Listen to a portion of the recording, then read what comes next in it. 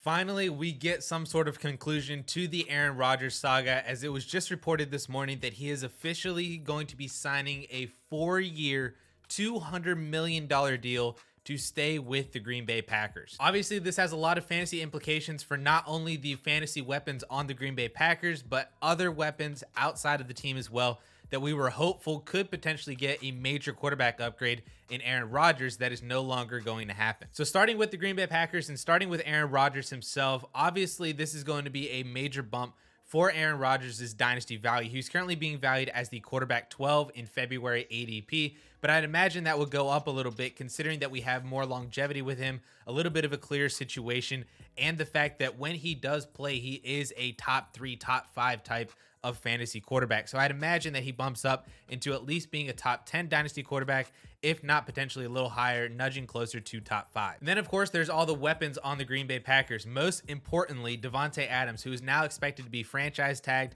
And I would imagine that with a 4-year deal for Aaron Rodgers with the Green Bay Packers, that there was some sort of a commitment or verbal agreement that they would continue to work with Davante Adams to have him on the team for longer than just 2022. That is also a good bump up for Davante Adams as well, who just turned 29 years old and is being valued as a back-end wide receiver 1 in Dynasty because of that age and because of the unclear situation with him still being on the Packers, with him still being connected to Aaron Rodgers, with that all now being somewhat of a clear situation. I would imagine that this is also a significant increase for Davante Adams' dynasty value, because over the last 2 years, he has been the best fantasy wide receiver as the wide receiver 2 in 2021, the wide receiver 1 in 2020. Even in 2019, he was a top 5 wide receiver in points per game, and in 2018 was the wide receiver 4 as well. So he's been absolutely dominant over the past 4 years of fantasy football with Aaron Rodgers, and that should continue, even though that he is 29 years old, going to be 30 years old next year, whatever, blah, blah, blah. I think he could definitely be very, very, very elite for fantasy football over the next 2 to 3 years, which is going to be valuable, especially for those teams out there that are contending and pushing over the next 2 or 3 year window. And then there's, of course, the impacts for the running backs. Aaron Jones is a big time favorite of Aaron Rodgers and has performed better with Aaron Rodgers on the field as well. So this is a little bit of a bump for Aaron Jones, but I still have him as one of my biggest dynasty sells right now because of the age, because of the lack of longevity, that even though his contract says that he'll be on the team for the next few years, that's a very team-friendly contract that he can be cut as he continues to get older, leaving room for their second-round pick in AJ Dillon, which I think is also a bump just because with Aaron Rodgers being there, it's a better team, which means that they could have more opportunities to score, more opportunities for garbage time where they have to run more, in which case that is AJ Dillon's type of game situation that makes him great for fantasy football during those games. What I think is perhaps the biggest impact for the Green Bay Packers in terms of dynasty and fantasy football is the fact that combined with this massive contract for Aaron Rodgers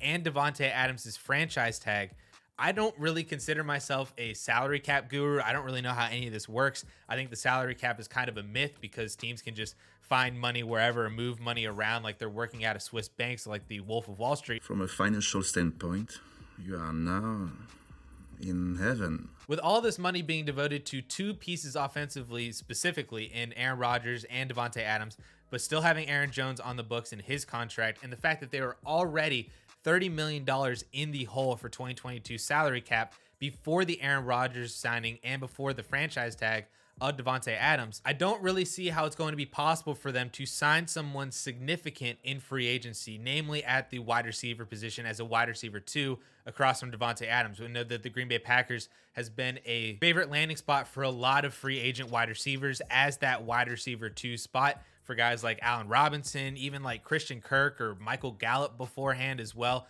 A lot of these big name free agents in 2022 have been linked or at least associated with the Green Bay Packers by dynasty analysts because we view that as a very favorable spot. But I don't think that could necessarily happen now with all this money being devoted to Aaron Rodgers and Davante Adams. So there's a lot of effects coming down in terms of salary cap and what the Packers could do now in free agency this upcoming week with these signings coming in from Aaron Rodgers and Davante Adams. And then of course there is the external impacts for how this affects a lot of other teams out there and dynasty players that we were hopeful could get Aaron Rodgers and could get that upgrade at the quarterback position, namely the Denver Broncos, who just hired Nathaniel Hackett, the offensive coordinator from the Green Bay Packers, as a way to try to get and entice Aaron Rodgers to come to Denver. So that led a lot of dynasty players to really go out. They would try to buy Cortland Sutton on the cheap, Jerry Jeudy on the cheap. Javonte Williams could be even in better situation if he was the RB1 for Aaron Rodgers. All of that stuff now gone. The Panthers, DJ Moore, Terrace Marshall's potential second-year breakout, or at least him doing something. Robbie Anderson, if he were to stay on the Panthers. Christian McCaffrey, all of that's gone from the Carolina Panthers. Pittsburgh Steelers and their offensive weapons. Any other team that you were hoping could get Aaron Rodgers for your dynasty weapons is now no longer a thing. So I don't really know if we're going to see, honestly, a lot of different quarterbacks moving around of an elite caliber. I don't think Russell Wilson leaves. I don't think Kirk Cousins leaves. I don't think any of these big name quarterbacks are leaving their teams. And so with all of these quarterback positions that we view as open, you're now going to get guys like Jimmy Garoppolo, maybe Teddy Bridgewater stays in Denver for another year. You're going to get guys like Mitch Trubisky, Marcus Mariota. Maybe it is Mason Rudolph in Pittsburgh. I don't know, but this is all not looking very good for any dynasty player on a team that you were hoping gets a quarterback upgrade. And I hope that you weren't buying a little bit higher than you needed to for these types of players for that upgrade, because it's not looking like it's going to happen. Or if it is going to happen, it's come in the form of a rookie quarterback, but then we have different problems because now you have a rookie quarterback. So from this news, I want to hear from you guys. Have you guys made any trades recently or even after this news for Aaron Rodgers, for Davante Adams, for any other Packers players? Are you now looking to buy or sell other players like Cortland Sutton and Jerry Jeudy, DJ Moore, other guys like that now because we have clarification that they're not getting Aaron Rodgers, so that might lower their value a little bit from the managers who are holding out hope that they would get Aaron Rodgers? Let me know all that stuff down in the comments section. And with that all being said, guys, thank you all so much for watching.